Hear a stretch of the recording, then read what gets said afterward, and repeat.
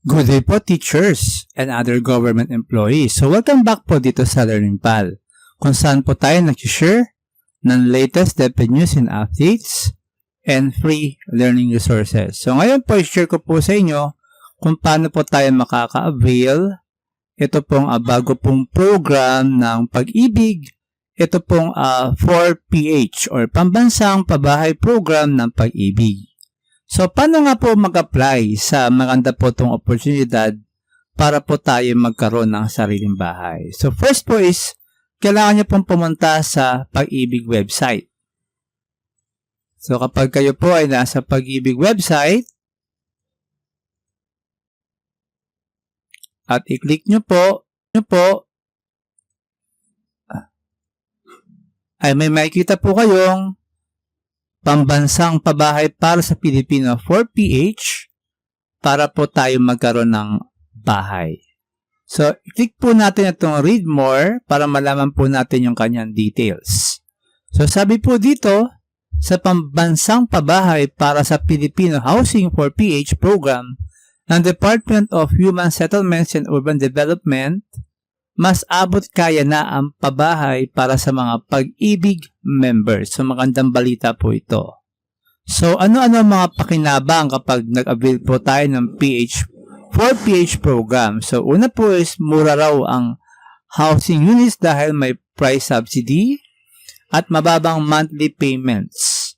Pangalawa, may tulong panghulog para sa mga low-income earners hatid ng amortization subsidy ng local government units. Pero ito po ay selected only. And pangatlo po, kumpleto ang amenities at malapit sa trabaho at transport hubs. Yun po yung hinahanap natin, no? Pagkukuha po tayo ng bahay, malapit lang po sa ating trabaho at marami pong mga amenities. So, paano po mag-qualify sa 4PH program ng Pag-ibig? So, dapat ay member ng Pag-ibig, magpalista sa housing board ng inyong LGU or local government units kung saan po tayo gusto pong tumira, magsumite ng Pag-ibig housing loan applications. So, pwede nyo pong i-click to para po malaman yung mga details. So, qualifications, andyan po, must be a nominee of the LGU and the settlements, no? Based on the prioritization of the beneficiaries in accordance with the wing, no? So, yan po yung mga dapat mga priority na maging beneficiary po ng 4PH. So, first po ay first-time home buyer, overseas Filipino workers, active Pag-ibig member with at least 40 months savings. So, pasok po tayo dyan yung mga professionals po na meron pong pag-ibig. And then, the last ay tayo na po ang magbasa po ng iba pong mga qualifications. So, ano po yung requirements? So, una po is must be a nominee of the local government unit or Department of Migrant Workers or any participating organization, institution as lead agency. 2 copies of completely filled out housing loan application form na makikita po rito. Proof for locally employed individuals. So, ito po yung mga requirements. Meron po tayong for self-employed individuals na member po ng Pag-ibig. Meron din pong for overseas Filipino workers. 1 valid ID, updated real estate tax receipt, at health statement forms. Okay, so ano po yung first step? So sabi po, magpalista bilang benepisyaryo sa pamamagitan ng pakikipag-ugnayan sa inyong local government unit. And then, tanungin ang LGU ng mga proyekto kung saan po yung housing program po nila sa ating lugar. Pagkatapos po makapili ng proyekto, sundin ang mga requirements na ibibigay po ng local government unit sa kanilang pre-qualification assessment. Then, pangatlo, ihandaan yung Pag-ibig housing loan application.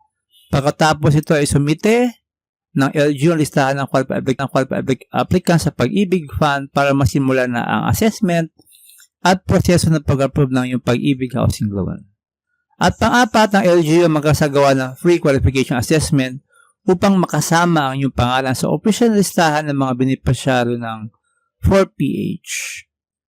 And then, kung meron po tayong makakatanungan, pwede nyo pong i-click po ito, no? Itong may plus para po mas details or mas detailed po yung answers. So, ano po ang pinagkaiba ng housing loan program sa 4PH program? Andyan din po. Ano ang maaaring gawin ng isang kwalipikadong pag-ibig member? Andyan din po. Magkano ang maaaring i-loan sa programang ito? So, kung ikaw ay isang kwalipikadong member ng pag-ibig, maaari kang makapag-loan nang hindi lalagpas sa itinakdang price ceiling sa ilalim ng 4PH. Ang halaga ng loan ay base sa pinakamababa alinman sa mga sumusunod. A. Actual na pangangailangan. B. Nais na loan amount. C. Halaga base sa iyong kapasidad na magbayad. At D. Loan to appraised value ratio. So, yan po yung pagbabasehan po ng ating pwedeng ma-loan, no? Gaano katagal ang loan term? So, pwede pong umabot hanggang 30 years ng ating repayment period. Ano interest rates? So, ito po yung interest rates. So, for 15 years, 7.7%. Fixed po yan. And then, ito naman po yung sa settlements. Mas mababa po dahil talagang sa mga mahihirap po, no? Ng mga individuals po yung kanilang i-offer. So, sa atin po sa mga pag-ibig regular interest rates, ito po yung pwede nilang ibigay na interest rates.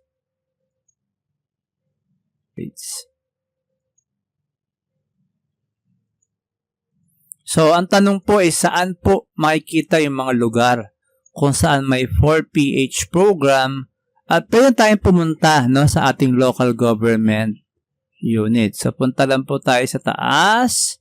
So, ito po yung Directory of LGU and yung ating tinatawag na Department of Settlements, no? Then, check po natin yung directory kung saan po may mga 4PH projects. We have Bacolod, Palayan, Lawag, Bukawi, Zamboanga, NCR, Cordillera, Region 1, 2, 3, 4, 5. So, halos lahat po ng regions ay meron pong mga projects, no, ng 4PH program. So, ang tanong na lang po is tanongin po natin saan po yung actual na lugar. Kasi malaki po yan po, no? So, asan po yung actual na pagtatalugar natin, no? Kaya, kung malapit po, why not, no? Maganda po itong program. Kung malayo po, pag-isipan po natin maigi kung tayo po kukuha. So, yun lang po muna, teachers and other government employees. Sana bigyan ko po kayo ng maganda pong balita about ito po sa bagong program ng pag-ibig. Ito pong 4PH pabahay program projects ng ating government. So, yun lang po at maraming salamat. So, please subscribe po for more government news and updates at sa mga iba pa pong balita about DepEd din po. Yun lang po at maraming salamat.